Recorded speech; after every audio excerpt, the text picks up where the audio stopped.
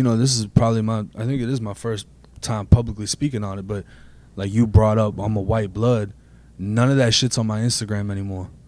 All the pictures are taken down, all the fucking, like I turned 30 and I was just like, this shit doesn't serve me, you know? It made sense in prison. Brotherly love overriding oppression and destruction. I'm broke, you're broke, we come together, we eat.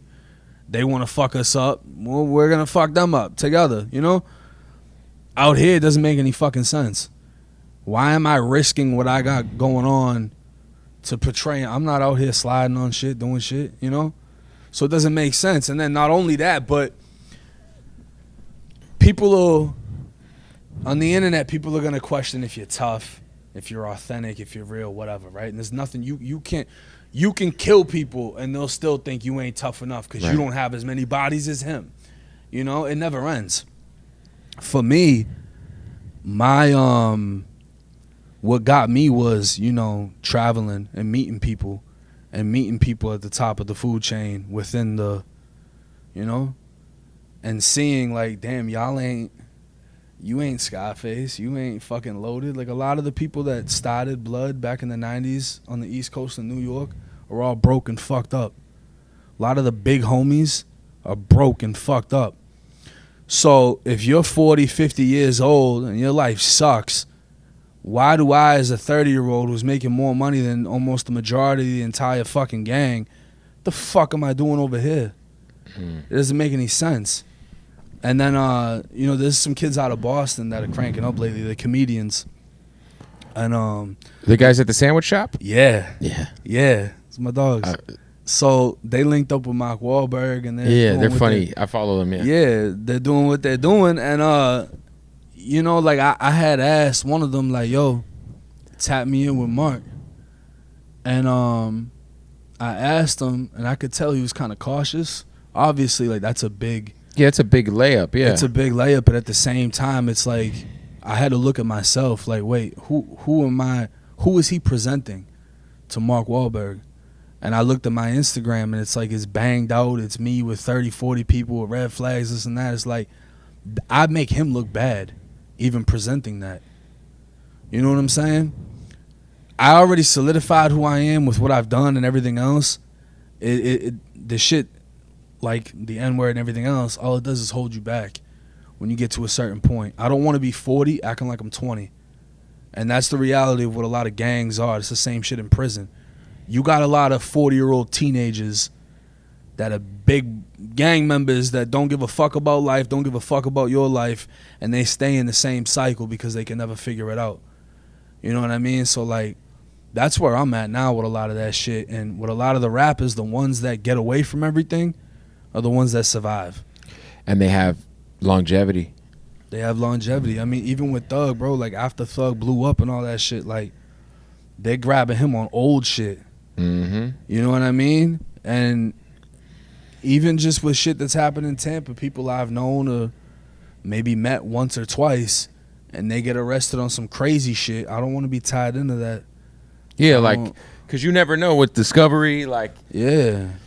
Yeah, no, it's a thing where you know, you see a lot of guys and you're like, damn, like, you see that you'll meet somebody when they first come in the game, and then you'll meet them like 6 months later or a year later when things are, and then you'll see, oh, okay, like Mozzie's a perfect example. Mozzie's my brother, you know, I love Mozzie. He just shouted me out. Yeah, I saw that. Yeah. But Mozzie, you know, the first time I interviewed Mozzie, he came to the radio station with 40 people. I got in trouble. It was a lot. But now when you know, Mozzie comes through, it's just like him and 1, 2, 3 people.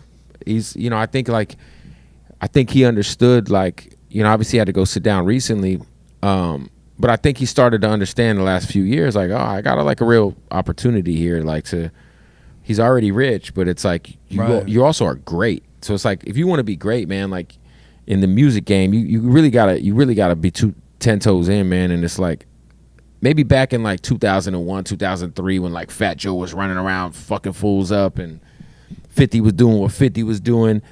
This was prior to the internet. Yeah. And this was prior, there was hip hop police back then, but it was a lot harder for them to find shit. I mean, a lot of like the self-snitching shit is so crazy. Yeah, it's crazy now. And I mean, just like when I pulled up the No Jumper, like, I'm here by myself. Right. You know what I'm saying? When I pulled up the No Jumper, I came with a shitload of people. And then, you know, that turned into, 1090 Jake pulls up with the Bloods from Florida. Yeah, in the moment, I'm like, oh, yeah, you know, with whatever. This is, you know, shit's going viral.